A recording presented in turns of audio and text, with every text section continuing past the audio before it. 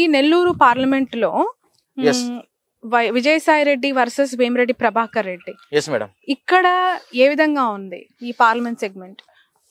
Madam ఇక్కడ నేను చాలా పెద్ద పని చేశాను మేడం. యాక్చువల్గా నేను ఒక వీక్ లో మొత్తం నేను విజయవాడ వెళ్తున్నాను, వైజాగ్ వెళ్తున్నాను, ఈవెన్ రాయలసీమ వెళ్తున్నాను, ఇక్కడ నెల్లూరులో పెట్టి ఉంటున్నాను. అయితే ఇక్కడ ఏంటిదంటే 7 కాన్స్టిట్యూన్సీలలో ఫస్ట్ ఆఫ్ ఆల్ ఏంటిదంటే మేడం కొద్దిగా ఒక 20 days బ్యాక్ ఎట్లుండే అంటే కొద్దిగా టీడీపీకి 2-3 అసెంబ్లీలు గెలుస్తాయి అన్న ఫీలింగ్లు ఉండే మేడం, 2 నుంచి 3 అసెంబ్లీలు. కానీ ప్రజెంట్ సినారియో ఈ రోజు ఎలక్షన్ జరిగిన వీట 7 కాన్స్టిట్యున్సీస్ అనేది 100% వైఎస్ఆర్సీ మాత్రం గెలుస్తుంది మేడం ఇక్కడ. ఎందుకంటే కంపేర్ టు లాస్ట్ 25 days ఈ ప్రజెంట్ సర్వే చూసుకుంటే మొత్తం ఓట్ షేర్ అనేది వైఎస్ఆర్సీపీ ఓట్ పెరిగిపోయింది. ఎమ్మెల్యే క్యాండిడేట్ ఓకేనగా ఎంపీ క్యాండిడేట్ విజయసాయి రెడ్డిని ఇక్కడ దించడం వల్ల ఆ పర్టికులర్ కాన్స్టిట్యున్సీ యొక్క వాల్యూ పెరిగిపోయింది. సపోజ్ విజయసాయి రెడ్డి కాకుండా వేరే వాళ్ళు వస్తే మాకు కొద్దిగా ఇబ్బంది ఉండే మేడం ఇక్కడ. అంటే విజయసాయి రెడ్డి అనే క్యాండిడేట్ పక్కా ఏదో ఒక పని చేస్తాడు, కమిట్మెంట్ చేసుకున్న క్యాండిడేట్, జగన్ సార్ కు దగ్గర ఉంటాడు, ఇతని వల్ల కంపల్సరీ ఏదో పని చేసుకోవచ్చు అనేది, లేక పని చేసుకోవచ్చు, డెవలప్ చేసుకోవచ్చు అనేది పబ్లిక్ లో అయితే ఉన్నది మేడం. అది విజయసాయి రెడ్డి ద్వారా రావడం వల్ల ఇక్కడ ఉన్న నెగిటివ్ ఓట్ అనేది పాజిటివ్ అయిపోయింది madam. Present till today 7 constituencies అన్ని. బట్ ఎలాంటి ఆధారాలు నాగన్? ఎందుకంటే ఇక్కడ నారాయణ లాంటి ఒక ఆర్థిక బలం పుష్టిగా ఉన్న లీడర్స్ ఉన్నారు, వేమిరెడ్డి లాంటి ఒక బిగ్ షాట్స్ ఉన్న ఈ నియోజకవర్గం వెరీ అంటే power packed constituency Nellore is. అటు క్యాస్ట్ పరంగా, ఇటు ఫైనాన్షియల్ పరంగా నారాయణ ఉండొచ్చు సారీ, కానీ అలాగే వేమిరెడ్డి సార్ కూడా ఉండొచ్చేమో. కానీ గ్రౌండ్ లేపటి ఏమొస్తుందంటే గ్రౌండ్ లెవెల్ ఏమొచ్చిందంటే madam candidates main madam Vemireddy Prabhakar రెడ్డియా లేకుంటే వైఎస్ఆర్సీపీ మనకు సాయిరెడ్డి గారు అన్నప్పుడు సాయిరెడ్డికి ఇస్తుంది. ఎందుకంటే ఎక్కువగా ఎవరు మాట్లాడతారు, ఎవరితో డిస్కషన్ ఉంటుంది, ఎవరితో అయితే డెవలప్ చేస్తారు, ఎవరైతే మాట్లాడతారు అనేది చేసుకుంటారు. కాబట్టి మనకి ఏంటిదంటే కొద్దిగా టౌన్ లో హెడ్ క్వార్టర్స్ ఉన్నాయి కదా మేడం, ఆ హెడ్ క్వార్టర్స్ అనేది కొద్దిగా పర్సెంటేజ్ అనేది కొద్దిగా అలయన్స్ అలాంటి ఓట్ షేర్ ఉంది.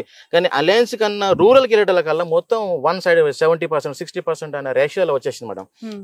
మెయిన్లీ సిటీ హెడ్ క్వార్టర్ అన్నప్పుడు కొద్దిగా చదువుకున్న వాళ్ళు వీళ్ళు ఉంటారు కాబట్టి వాళ్ళ యొక్క మైండ్ సెట్ అనేది కొద్దిగా వేరేగా ఉంటుంది. ఎండ్ ఆఫ్ ది డే మాత్రం ఇంకా 25 days టైం అనేది ఎంత మంచిగా ప్రచారం చేసుకున్నా, ఎంత ఇంప్రూవ్మెంట్ చేసుకున్నా ఓట్ షేర్ని ఇంకా టైం ఉంది కాబట్టి ఇంప్రూవ్మెంట్ చేసుకోవచ్చు.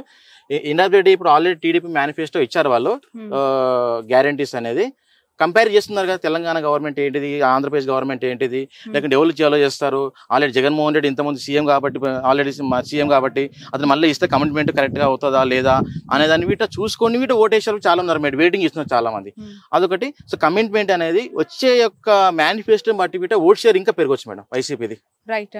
ఇప్పుడు ఓవరాల్ గా ఒక ఫిగర్ ఏంటి మీరు ఇచ్చేది స్టేట్ లో కూటమికి వైసీపీకి? పక్కా మోర్ దెన్ 9%, మోర్ దెన్ 8% ఉన్న అసెంబ్లీ కాన్స్టిట్యున్సీలు అయితే 103 ఉన్నాయి మేడం. 103 ఉన్నాయి. ఒక 20 నుంచి 25 వరకు మాత్రం అవి 2%, 3%, 4% అలా ఉన్నాయి. అందులో ఇట మళ్ళా ఎడ్జి 20 seats వరకు ఎడ్జి వైఎస్ఆర్సీపీ ఉన్నాయి. నేనేమనుకుంటున్నా అంటే ఆ 20 మనం ఇప్పుడేమన్నా అనౌన్స్ చేసినాం అనుకోండి పేర్లు, అంటే నేను ఎవరికి చెప్పలేను, ఎందుకంటే నేను వీళ్ళు సైలెన్స్ అయిపోతారు, వీళ్ళు మన సర్వే వీటే రాంగ్ రావచ్చు. అందుకు నేను సైలెన్స్ ఉంటాను. ఇంకా నేను మళ్ళీ పని చేస్తున్నా కాబట్టి ఇంకో రిపోర్ట్ రిలీజ్ చేస్తాను నేను. ఓవరాల్ గా ఇప్పుడు మీరు ఆఫ్టర్ జగన్మోహన్ రెడ్డి రాయలసీమ యాత్ర, ఇటు మన గుంటూరు ఈ కృష్ణా డిస్ట్రిక్ట్స్ యాత్ర తర్వాత చూసిన శాంపిల్స్ కలెక్షన్ బట్టి 103 ఇస్తున్నారు. Yes madam. ఇప్పుడు ఇంకోటి ఏంటిదంటే నామినేషన్ తర్వాత ఇంకో సర్వే చేయాలి. ఆఫ్టర్ నామినేషన్ సర్వే కరెక్ట్ వస్తుంది. ఇంకా ఎంత సీట్లు పెరుగుతాయి, తగ్గుతాయి, పెరుగుతాయి అనేది ఈ నామినేషన్. కాబట్టి ఇంకా మేనిఫెస్టో ఇస్ ఇంపార్టెంట్. ఇంకా మేనిఫెస్టో వైఎస్ఆర్ మేనిఫెస్టో ఇవ్వలేదు. ఇంకా మేనిఫెస్టో ఇచ్చారనుకోండి వాళ్ళ యొక్క అప్పుడు ఆలోచన పబ్లిక్ ఒక మూడు చేంజ్ కావచ్చు, కమిట్మెంట్ ఇస్తారా ఇవ్వరా అనేది ఒక మెసేజ్ వెళ్తుంది మేడం. రైట్. నిన్న ఫైనల్ క్వశ్చన్ ఇది, వివేక మర్డర్ ఇష్యూ ఎక్కడా లేవనెత్తొద్దు అని చెప్పి వీళ్ళకు గైడ్ లైన్స్ ఇవ్వడం జరిగింది కదా, ఈసీ ఆదేశాలు జారీ చేసింది. షర్మిల, బాబు, పవన్, లోకేష్, ఈ ఎఫెక్ట్ ఎంత వరకు ఉండొచ్చు? అక్కడ షర్మిల గారికి ఎంత గెలుపు అవకాశం ఉంది? మేడం షర్మిల మేడం గెలవదు, నేను చెప్తున్నా కదా, గెలవదు మేడం, 100% గెలవదు. నేను ఆల్రెడీ సర్వే చేసిన అక్కడ అయిపోయింది ఆల్రెడీ. మాకు 1.5 అట్లా 2% అట్లా వస్తున్నాయి ఓట్ షేర్స్. ఆమె నేను డిక్రీజ్ చేయగానే, కాకపోతే ఏంటంటే ఆమె పోటీ చేసింది ఓకే. ఆమె రాజశేఖర రెడ్డి కూతురు, ఆమె ఏమనుకుందంటే కమిట్మెంట్ జగన్మోహన్ చెల్లి ఉండొచ్చు కానీ అక్కడ ఓట్ షేర్ అనేది ఇప్పుడు ఎట్లా అయిపోయిందంటే మేడం, వాళ్ళ ఇంట్లో ఫ్యామిలీ విషయాలు గొడవ ఎండొచ్చాం కానీ ఓటర్కి అవన్నీ అవసరం లేదు కదా. నాకు ఎవరు గెలుస్తారు ఈ రోజు ఎట్లా అయిపోయిందంటే, కడప ప్రజలు సర్వే చేశానంటున్నారు కదా, కడప ప్రజలు షర్మిల గురించి ఏమనుకుంటున్నారని మీకు అర్థమైంది అక్కడ? ఎందుకంటే ఆమె పదే పదే వివేక మర్డర్ ఇష్యూలో అవినాష్ నిందితుడు, అవినాష్ రెడ్డి చంపిన వ్యక్తి, అతనికి ఎందుకు ఇచ్చారు ఓటు అని అంటుంది కదా, అవకాశం ఎందుకు ఇచ్చారు అని చెప్పి. ఇదేమైనా ప్రజల్లోకి తీసుకెళ్లగలిగిందా? ఆల్రెడీ వాళ్ళు ఒక చేసుకున్నారు మేడం, వర్క్ చేశారు. యాక్చువల్గా ఏంటిదంటే వాళ్ళు ఏమనుకున్నారంటే, నేను వివేకానంద బాబాయ్ కదా మేడం, బాబాయ్కి షర్మిల మేడం ఎంపీ క్యాండిడేట్ కావాలనే ఒక కోరిక ఉందని చెప్పారా మేడం. చెప్తే మన పబ్లిక్ యాక్సెప్ట్ చేయాలి కదా మేడం. ఆల్రెడీ ఇప్పుడు జగన్మోహన్ రెడ్డిని చూస్తారు కానీ షర్మిల మేడం చూడ మేడం. ఎందుకంటే షర్మిల మేడం ఆల్రెడీ తెలంగాణలో వచ్చి పోటీ చేస్తాను చేయలేదమ్మ. ఇక్కడ ఏం చేస్తుంది? ఇంకోటి ఏంటిదంటే, పోటీ అనేది షర్మిల మేడంకు జగన్మోహన్ రెడ్డి కాదు కదా పోటీ. ఇక్కడ పోటీ అనేది జగన్మోహన్ రెడ్డికి చంద్రబాబు నాయుడుకి పోటీ కానీ, అంతేగాని ఇతనికి ఈమెకి అది కాదు కదా మేడం. సో ఓట్ షేర్ అనేది రెండు పార్టీల మధ్యనే 98 or 96% to 97% వీళ్ళిద్దరి మధ్యలోనే ఉంటుంది మేడం, కూటమి మధ్యలోనే ఉంటుంది. ఒక పర్సెంట్ పార్టీకి ఎక్కువ రావచ్చు, పార్టీ తక్కువ రావచ్చు, కానీ ఓట్ షేర్ అనేది అవుట్ ఆఫ్ 100% ఓట్ షేర్ లో 96 to 97% ఇద్దరి మధ్యలో ఉంటుంది. ఆ 3% అందరిగా బీఎస్పీ చేసుకుంటే, కాంగ్రెస్ చేసుకుంటే, ఇతరులు చేసుకుంటారు మేడం. 150 అట్లా. Okay, right. ఇంకా ఏమైనా చెప్పాల్సిన అంశాలు ఉన్నాయంటారా ఈ ఓవరాల్? నేనేం చెప్పలేదు madam. Manifesto is very important. Manifesto correct గా ఉంటే కమిట్మెంట్ తోటి గెలుస్తారా అనేది ఒక మెసేజ్ వెళ్తుంది.